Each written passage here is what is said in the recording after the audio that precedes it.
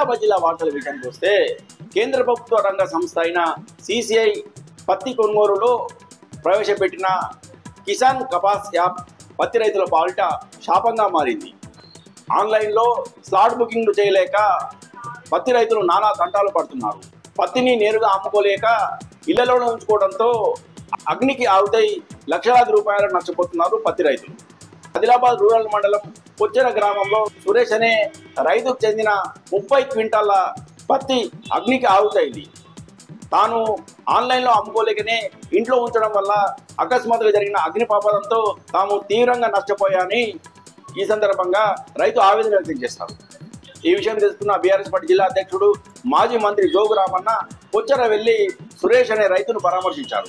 అలాగే ఈ సందర్భంగా జోగు రామన్న మాట్లాడుతూ కేంద్ర రాష్ట్ర ప్రభుత్వాలు రైతుల పాలిట పూర్తిగా నిర్లక్ష్యం వహిస్తుందని ఆగ్రహం వ్యక్తం చేశారు.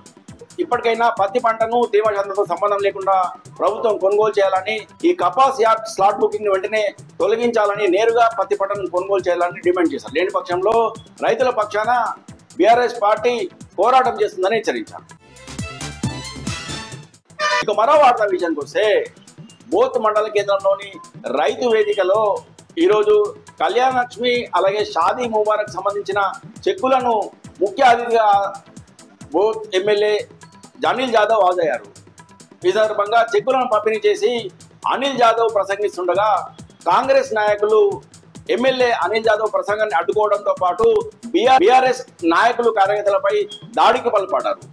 ప్రోటోకాల్ విషయంలో ఇరు వర్గాల మధ్య తీవ్ర వాగ్వివాదం చోటు చేసుకుంది. పోలీసులు జోక్యం చేసుకుని ఇటు బీఆర్ఎస్ కార్యకర్తలను నేతలను అలాగే కాంగ్రెస్ కార్యకర్తలను నేతలను శాంతింపజేశారు.